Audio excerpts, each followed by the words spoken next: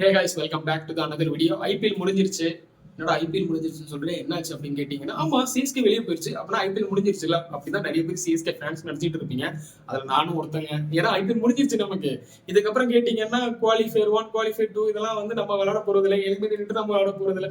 Final வேணா வேடிக்கை பார்த்துட்டு போலாம். இங்க எனக்கு வந்து ஐபிஎல் பாக்குற ஒரு இதே போயிடுச்சு, இன்ட்ரெஸ்டே போயிடுச்சு. இத்தனை வருஷத்துல இந்த வருஷம் தான் எனக்கு வந்து ஒரு ஐபிஎல்னாலே என்னடா இப்படி ஆயிப்போச்சு அப்படின்னு சொல்லிட்டு ஒரு கடுப்பாயிடுச்சு. சரி, எதனால இங்க நிறைய பேர் ஒரு கடுப்புல இருக்காங்க அப்படின்னு கேட்டீங்கன்னா, சென்னை சூப்பர் கிங்ஸ் அப்படின்னு ஒரு பேரை இன்ஜூர்டு சூப்பர் கிங்ஸ் அப்படின்னு மாத்துங்க அப்படின்னு சொல்லி நிறைய பேர் பேசிட்டு இருக்கிறீங்க. கண்டிப்பாங்க. ஏன்னா கிட்டத்தட்ட வந்து 7-8 இன்ஜூரி இருக்கு. அதுல தோனி சேர்த்து தான் சொல்றேன்.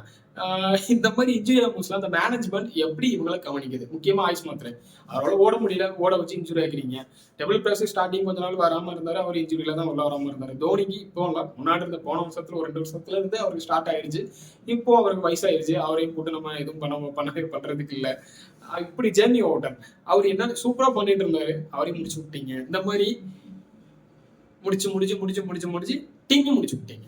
இங்க இப்போ நிறைய பேர் என்ன பேசிட்டு இருக்கிறாங்கன்னா, சென்னை வெளியே போனதுக்கு காரணம் என்ன? ருத்ராஜ் கைகோட் சரியில்லை. என்ன பொறுத்தவரை கேட்டீங்கன்னா, அவரோட ஜடேஜாக்கு கேப்டன்ஷிப் கொடுத்தாங்க. இதுக்கு முன்னாடி ஸ்ட்ரகிள் ஆனாரு. கேப்டன்ஷிப் திரும்ப எம்எஸ் தோனிட்ட கொடுத்துட்டாரு. ருத்ராஜிட்ட கொடுத்தாங்க. ருத்ராஜுக்கு ஸ்ட்ரகிள் ஆகிட்டு இருக்காரு. அவருக்கு கேப்டன்ஷிப் அந்த அளவுக்கு செட் ஆகலன்னு தான் தோணுது. ஏன்னா அவரோட கேம் வந்து ரொம்ப பாதிக்கப்படுது. கிட்டத்தட்ட இவரெல்லாம் வந்து இவ்வளவு ஸ்லோ இன்னிங்ஸ் விளையாட முடிச்சது வந்து இப்போ இருக்க ஜென்ரேஷனுக்கு அது செட் ஆகாது. அதனால வந்து நமக்கு கேப்டன்ஷிப் யாருமே செட் ஆக மாட்டேங்கிறாங்க, தோனியை தவிர்த்து. ஏன்னா அவர் இல்லைன்னா இதான் நடக்கும், டீமுக்கு இதான் அஃபெக்ட் ஆகுது அப்படின்ட்டு ட்ரை பண்ணாங்க. ருத்ராஜை வச்சு கொஞ்சம் ட்ரை பண்ணி பார்க்கலாம் கேப்டன்ஷிப். கண்டிப்பா வந்து இது வந்து 2023 அதுக்கு முன்னாடி ஒரு வருஷம் நம்ம வெளியே போயிருந்தோம். ஆனால் அதுக்கப்புறம் வந்து ரொம்ப பேக் அடிச்சுட்டு போயிட்டு இருக்கோம். சரி, இதுக்கப்புறம் தோனி கதைக்கு வந்தோம் அப்படின்னா, என்ன 15-14 மேட்ச் நம்ம வந்து விளையாடாமே போயிட்டாரு அப்படின்னு சொல்லிட்டு நிறைய பேர் சோகத்துல இருப்பீங்க. 14 மேட்சும் டிக்கெட் புக் பண்ணிட்டு போனவங்க கதையை மட்டும் நீங்க நினைச்சு பார்த்தீங்கன்னா சிரிப்பா இருக்கும். ஏன்னா இங்க என்ன நடந்துச்சுன்னா, ஒரு பிராக்டிஸ் போச்சு. இந்த பாரு தோனி பேட் கட்டிட்டாரு, இந்த பாரு தோனி 6 அடிச்சிட்டு இருக்காரு, பிராக்டிஸ்ல அடிச்சிட்டு இருக்காரு, இங்க பாரு தோனி கீப்பிங் பண்ணிட்டு இருக்காரு, இந்த மேட்ச் வந்துருவாரு, அந்த மேட்ச் வந்துருவாரு, அடுத்த மேட்ச் வந்துருவாரு அப்படின்னு சொல்லிட்டு டிக்கெட் மட்டும் புக் பண்றதுக்கு தோனி யூஸ் பண்ணிக்கிட்டாங்க. நீங்க நல்ல கவனிச்சு பாத்தீங்கன்னா, மேட்ச் நடக்கிறக்கு ஒரு 2 நாளுக்கு முன்னாடி 3 நாளுக்கு முன்னாடி தோனி ஒரு நெட் பிராக்டிக்ஸ்ல இருக்கிற மாதிரி நிறைய வீடியோஸ் பாப்பீங்க, கீப்பிங் பண்ற மாதிரி பாப்பீங்க. அப்ப நீங்க என்ன நினைச்சிட்டு போவீங்க? தோனி உள்ள இருப்பாருன்னு பாப்பீங்க. அவர் தனியா ரூம்ல உட்காந்து மேட்ச் பார்த்துட்டு இருப்பாரு. இதான் நடந்துட்டு இருந்துச்சு. தோனி பேரை யூஸ் பண்ணி இங்க டிக்கெட் செல் பண்ணிருக்காங்க. ஏன்னா அவர் தான் மார்க்கெட். சென்னைக்கே அவர் தான் மார்க்கெட், ஐபிஎலுக்கு அவர் தான் மார்க்கெட். அந்த மார்க்கெட்டை வந்து டோட்டலா அடுத்த வருஷம் க்ளோஸ் பண்ணிடுவாங்கன்னு நினைக்கிறேன்.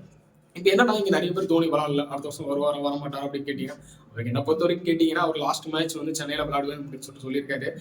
அவர் விட்டுருங்க, அதான் சொல்ல முடியும். ஏன்னா ஒரே ஒரு மேட்ச் அவர் சென்னையில விளையாண்டு போட்டு அவர் மேபி இந்த வருஷமே விளையாண்டுருக்கலாம். ஏன்னா 14 மேட்ச் நம்ம விளையாண்ட எல்லா மேட்சும் லாஸ்ட் மேட்ச் வரைக்கும் ஜெயிச்சிருந்தா உள்ள போயிடலாம். ஜெயிச்சிருந்தா பிளே ஆஃப் போறதுக்கு சான்ஸ் இருக்கு அப்படின்ற ஒரு சுச்சுவேஷன்ல அவர் உள்ள இறங்கல. ஏன்னா அவங்க வச்சு அந்த பிளேயிங்ல வச்சு விளையாடிட்டு அப்படின்னு சொல்லிட்டு உள்ள இறங்கல. மேபி நெக்ஸ்ட் டைம் ஒரே ஒரு மேட்ச் சென்னையில மட்டும் விளையாண்டுட்டு அவர் சென்ட் ஆஃப் கொடுக்குறதுக்கான வாய்ப்புகள் இருக்கு. என்னை பொறுத்தவரைக்கும் கேட்டீங்கன்னா, வயசாயிருச்சு, அவர் விட்டுருங்க.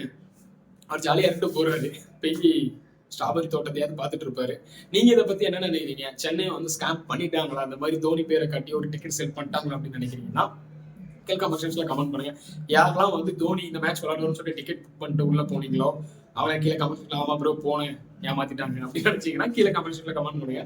நெக்ஸ்ட் இயர் பார்க்கலாம், மேபி கான்ஃபிடன்ட் ஆகும். சம்டைம்ஸ் வந்து இன்ஜுரி சூப்பர் கிங்ஸ் வந்து கம்பேக் சூப்பர் கிங்ஸாக தான் இருக்கும். அதனால வெயிட் பண்ணி பார்க்கலாம் நெக்ஸ்ட் இயர். பாய்.